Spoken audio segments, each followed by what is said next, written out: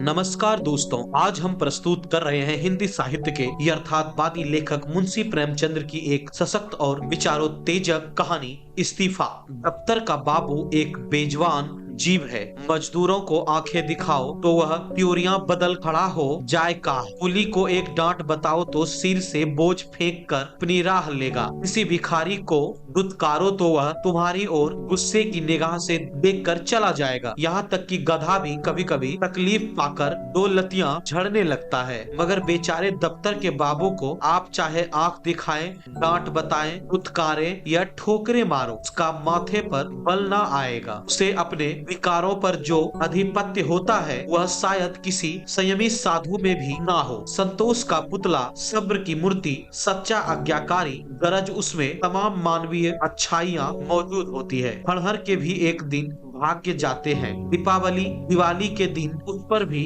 रोशनी होती है। बरसात में उस पर हरियाली छाती है। प्रकृति की दिलचस्पियों में उसका भी हिस्सा है। मगर इस गरीब बाबू के नसीब कभी नहीं जागते। उसकी अंधेरी तकदीर में रोशनी का जलवा भी नहीं दिखाई देता। इसके पीले चेहरे पर कभी मुस्कुराहट श्री नजर नहीं आती। इसके लिए सूखा सावन है, कभी हरा भादो नहीं। लाल फतहचंद ऐसे ही एक बेजुबान जीव थे। कहते हैं मनुष्य पर उसके नाम का भी असर पड़ता है। फतहचंद की दिशा में यह बात यथार्थ सिद्ध न हो सकी। यदि उन्हें हारचंद कहा जाए तो कदाचित यह अत्युक्ति न होगी।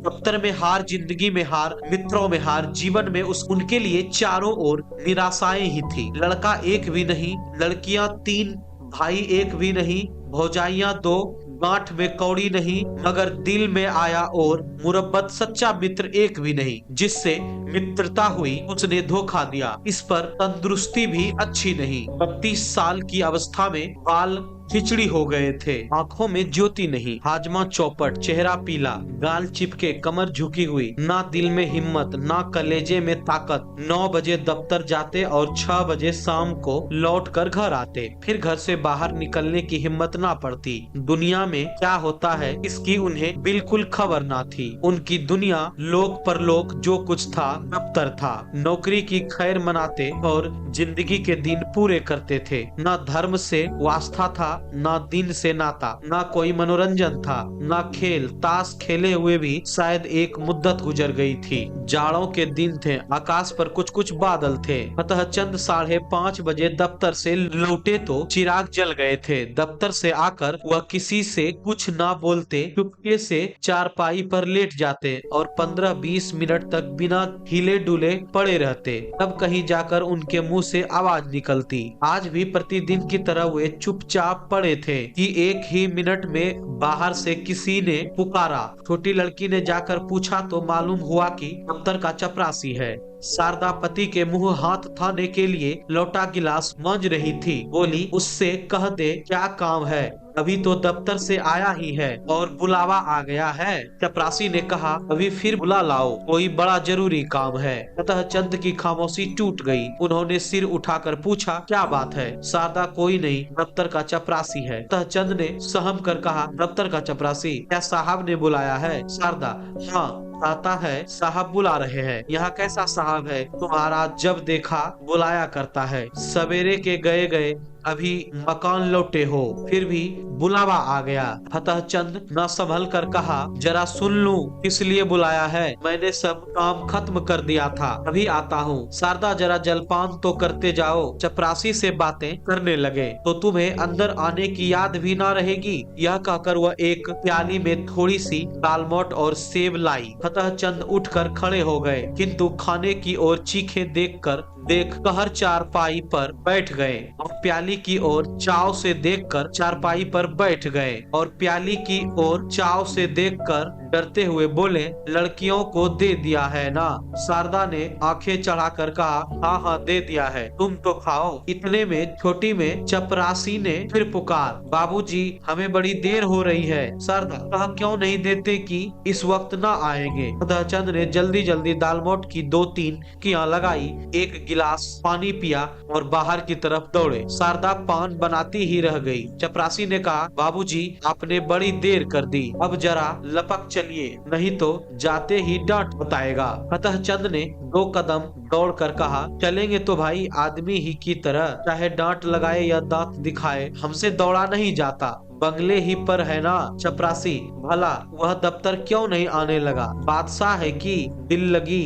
चपरासी ने चलने का आदी था। बेचारे बाबू फतहचंद धीरे धीरे जाते थे। थोड़ी ही दूर चलकर हाँफ उठे, मगर मर्द तो थे ही, यह कैसे कहते कि भाई जरा और धीरे चलो। हिम्मत करके कदम उठाते जाते थे, यहाँ तक कि जांघों में दर्द होने लगा और आधा रास्ता खत्म होते होते पैरें ना उठने से इनकार कर दिया। सारा शरीर से तर हो गया, सिर में चक्कर आ गया, आंखों के सामने तितलियां उड़ने लगी। चपरासी ने ललकारा, जरा कदम बढ़ाए चलो बाबू। फतहचंद बड़ी मुश्किल से बोले, तुम जाओ मैं आता हूँ। वे सड़क के किनारे पटरी पर बैठ गए और सिर को दोनों हाथों से थाम कर दम मारने लगे। चपरासी ने इनकी यह दशा देखी तो आगे बढ़ा। फतहचंद डरे कि यह शैतान जाकर ना जाने साहब से क्या कह दे तो गजब ही हो जाएगा। जमीन पर हाथ टेक कर उठे और फिर चले, मगर कमजोरी से शरीर हाँफ रहा था। इस समय कोडर बच्चा भी उन्हें जमीन पर गिरा सकता था। बेचारे किसी तरह गिरते पड़ते साहब बंगले पर पहुँचे। साहब बंगले पर टहल रहे थे, बार बार फाटक की तरफ देख रहे थे और किसी को आते ना देखकर मन में झल्लाते थे। चपरासी को देखते ही आंखें निकाल कर बोला, इतनी देर कहाँ था? चपरासी ने बरामदे की सीढ़ी पर खड़े खड़े कहा, हुजूर जब वह आए तब तो मैं दौड़ा चला आ रहा हूँ। साहब ने पैर पटक कर कहा, बाबू क्या बोला? चपरासी आ रहे हैं हुजूर, घंटा भर में तो घर से निकले। इतने में फतहचंद अहाते के तार के अंदर से निकल कर वहाँ आ पहुँचे और साहब को सिर झुकाकर सलाम किया। साहब ने कड़ कर कहा, अब तक कहाँ था? फतहचंद ने साहब का तमतमाया चेहरा देखा तो उनका खून सूख गया। बोले, हुजूर अभी अभी तो दफ्तर से गया हूँ। ज्यों ही चपरासी ने आवाज दी, हाजिर हुआ। साहब झूठ बोलता है, हम घंटे भर से खड़ा हैं। फतहचंद, हुजूर मैं झूठ नहीं बोलता, आने में जितनी देर हो गई बॉस, मगर घर से चले में मुझे बिल्कुल देर नहीं हुई। साहब ने हाथ की छड़ी घुमाकर कहा, चुप रह सुअर, हम घंटा भर से खड़ा है, अपना काम पकड़ो। फतहचंद ने खून की घूंट पीकर कहा, हुजूर मुझे 10 साल काम करते हो गए। अभी साहब, चुप रह सुअर, हम कहता है कि अपना काम पकड़ो। फतहचंद, जब मैंने कोई कसूर किया हो साहब? चपरासी, इस सुअर का कान पकड़ो। चपरासी ने दबी जबान से कहा, हुजूर यह भी मेरे अफसर हैं, मैं इनका कान कैसे पकड़ूं? साहब, हम कहता है इसका कान पकड़ो, नहीं हम तुमको हंटरों से मारेगा। चपरासी, हुजूर मैं यहाँ नौकरी करने आया हूँ, मार खाने नहीं, मैं भी इज्जतदार आदमी हूँ। हुजूर अपनी नौकरी ले ले, आप जो हुक्म दे वह बजा लाने को हाजिर हूँ, लेकिन किसी की इज्जत नहीं बिगाड़ सकता। नौकरी तो 4 दिन की है, 4 दिन के लिए क्यों जमाने भर से बिगाड़ करे? साहब अब क्रोध ना कर, अब क्रोध को ना बर्दाश्त कर सके, हंटर लेकर दौड़े। चपरासी ने देखा यहाँ खड़ा रहने में खैरियत नहीं है तो भाग खड़ा हुआ। फतहचंद अभी तक चुपचाप खड़े थे। चपरासी को ना पाकर उनके पास आया और उनके दोनों कान पकड़कर हिला दिया। बोला, तुम सुअर गुस्ताखी करता है, जाकर ऑफिस से फाइल लाओ। फतहचंद ने कान हिलाते हुए कहा, कौन सा फाइल? तुम बहरा है, सुनता नहीं, हम फाइल मांगता है। फतहचंद ने किसी तरह दिलेर होकर कहा, आप कौन सा फाइल मांगते हैं? साहब वही फाइल जो हम मांगता है, वही फाइल लाओ, अभी लाओ। बेचारे फतहचंद को अब और कुछ पूछने की हिम्मत नहीं हुई। साहब बहादुर एक तो हाँ ही तेज मिजाज थे, इस पर हुकूमत का घमंड और सबसे बढ़कर शराब का नशा। हंटर लेकर पिल पड़ते तो बेचारे क्या कर लेते। चुपके से दफ्तर की तरफ चल पड़े। साहब ने कहा, दौड़ कर जाओ। दौड़ो। फतहचंद ने कहा, हुजूर मुझसे दौड़ा नहीं जाता। साहब, ओ तुम बहुत सुस्त हो गया है, हम तुमको दौड़ना सिखाएगा, दौड़ो। पीछे से धक्का देकर, तुम अब भी नहीं दौड़ेगा? यह कहकर साहब हंटर लेने चले। फतहचंद दफ्तर के बाबू होने पर भी मनुष्य ही थे। यदि वह बलवान होते तो उस बदमाश का खून पी जाते, अगर उसके पास कोई हथियार होता तो उस पर जरूर चला देते, लेकिन उस हालत में तो मार खाना ही उनकी तकदीर में लिखा था। वे बेतहास भागे और फाटक से बाहर निकलकर सड़क पर आ गए। गए। अतः चंद दफ्तर ना गए। जाकर करते ही क्या, साहब ने फाइल का नाम तक ना बताया। शायद नशा में भूल गया। धीरे धीरे घर की ओर चले, मगर इस बेइज्जती ने पैरों में बेड़ियां सी डाल दी थी। माना कि वह शारीरिक बल में साहब से कम थे। उनके हाथ में कोई चीज भी ना थी, लेकिन क्या वह उसकी बातों का जवाब ना दे सकते थे? उनके पैरों में जूते तो थे, क्या वह जूते से काम ना ले सकते थे? फिर क्यों उन्होंने इतनी जिल्लत बर्दाश्त की? मगर इलाज की क्या था? यदि वह क्रोध में उन्हें गोली मार देता तो उसका क्या बिगड़ता? शायद 1-2 महीने की शादी कैद हो जाती। संभव है 200-400 रुपये जुर्माना हो जाता, मगर इनका परिवार तो मिट्टी में मिल जाता। संसार में कौन था जो इनके स्त्री बच्चों की खबर लेता? वह किसके दरवाजे हाथ फैलाते? यदि उसके पास इतने रुपये होते जिन्हें उनके कुटुंब का पालन हो जाता, तो वह आज इतनी जिल्लत ना सहते, या तो मर ही जाते, या उस शैतान को कुछ सबक ही दे देते। अपनी जान का इन्हें डर ना था। जिंदगी में ऐसा कौन सुख था इसके लिए वह इस तरह डरते? ख्याल था सिर्फ परिवार के बर्बाद हो जाने का। आज फतह चंद को अपनी शारीरिक कमजोरी पर जितना दुख हुआ उतना और कभी ना हुआ था। अगर उन्होंने शुरू से ही तंदुरुस्ती का ख्याल रखा होता, कुछ कसरत करते रहते, लकड़ी जलाना जानते होते, क्या इस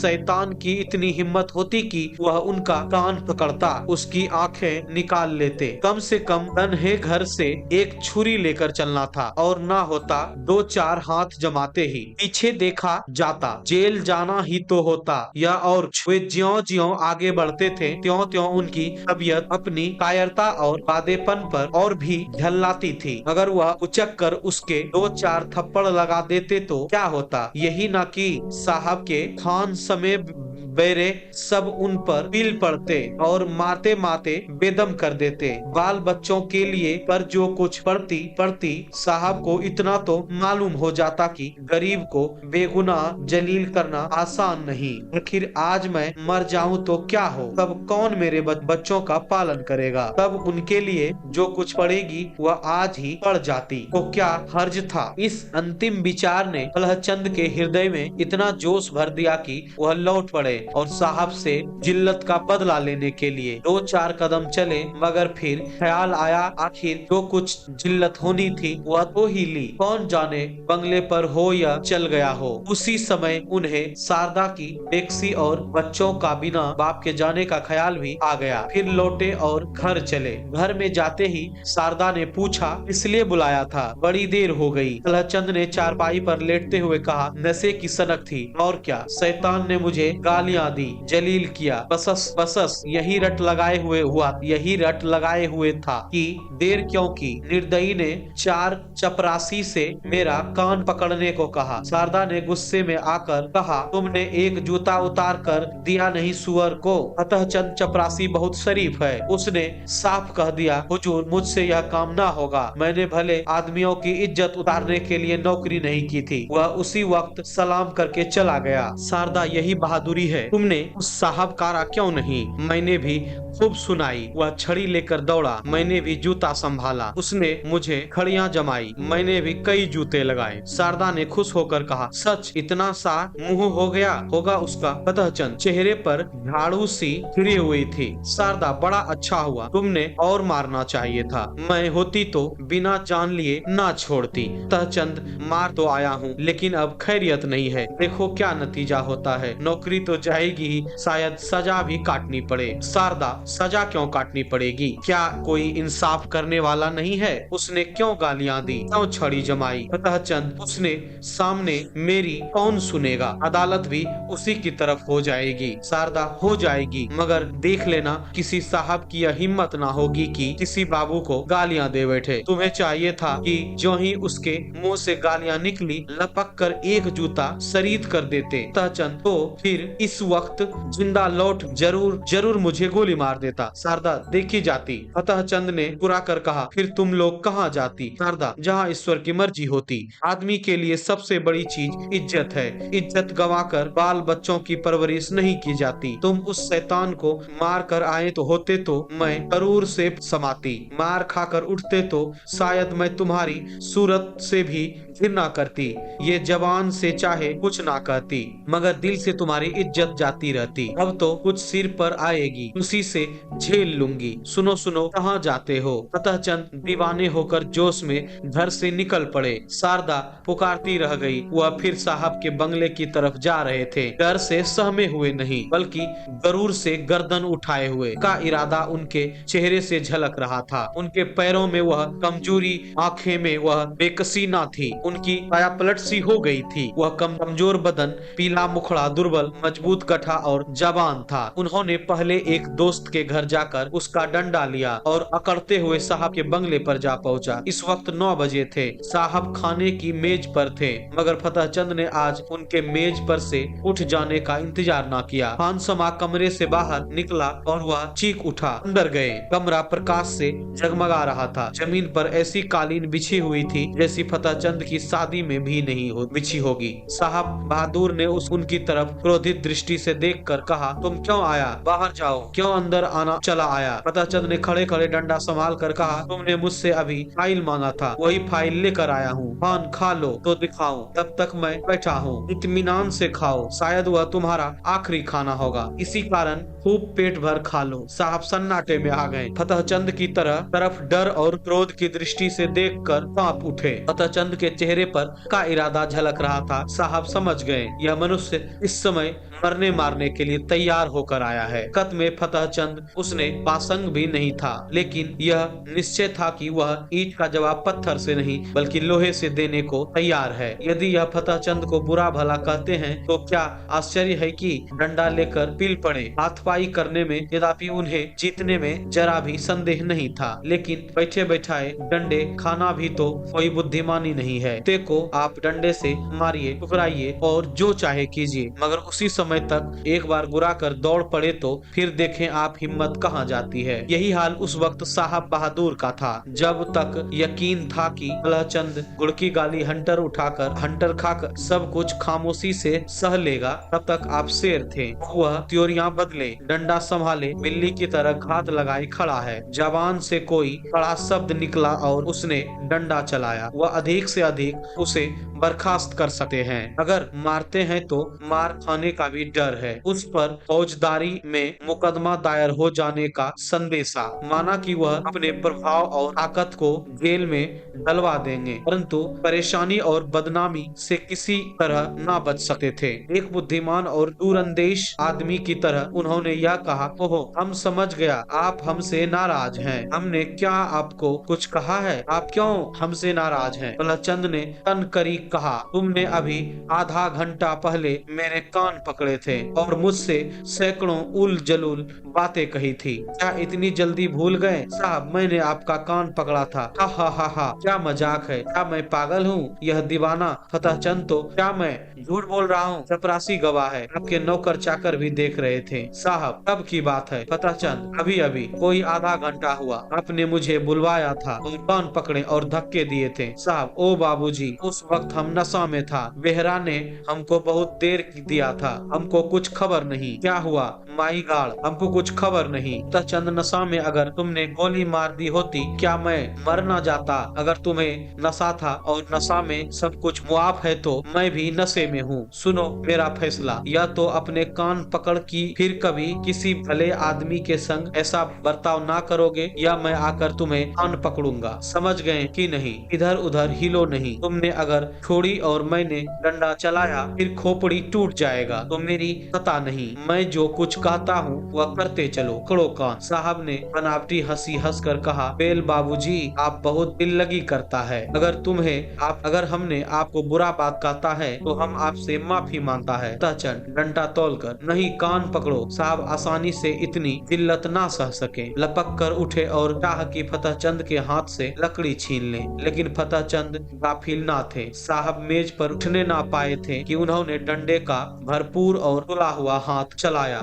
साहब तो नंगे सिर थे ही, चोट सिर पर पड़ गई, खोपड़ी भन आ गई। 1 मिनट तक सिर को पकड़ने रहने के बाद बोले, हम तुमको बर्खास्त कर देगा फतेहचंद, इसकी मुझे परवाह नहीं, मगर आज मैं तुमसे बिना कान पकड़वाए नहीं जाऊंगा। कसान पकड़कर वादा करो कि फिर किसी भले आदमी के साथ ऐसा बेअदबी ना करोगे, नहीं तो मेरा दूसरा हाथ पड़ना ही चाहता है। यह कहकर फतेहचंद ने फिर डंडा उठाया। साहब को अभी तक पहली चोट ना भूली थी, अगर कहीं यह दूसरा हाथ पड़ गया तो शायद खोपड़ी खुल जाए। कान पर हाथ रखकर बोले, अब खुश हुआ, फिर तो कभी किसी को गाली ना देंगे, कभी नहीं। अगर फिर कभी ऐसा किया तो समझ लेना मैं कहीं बहुत दूर नहीं हूँ, किसी को गाली ना देगा। अच्छी बात है, अब मैं जाता हूँ, अब से मेरा इस्तीफा है। मैं कल इस्तीफा में यह लिख कर भेजूंगा कि तुमने मुझे गालियाँ दी, इसलिए मैं नौकरी नहीं करना चाहता। समझ गए साहब? आप इस्तीफा क्यों देता है? हम तो बर्खास्त नहीं करता फतेहचंद, अब तुम जैसे बाजी आदमी की मात हती नहीं करूंगा। यह कहते हुए फतेहचंद कमरे से बाहर निकले और बड़े इत्मीनान से घर चले।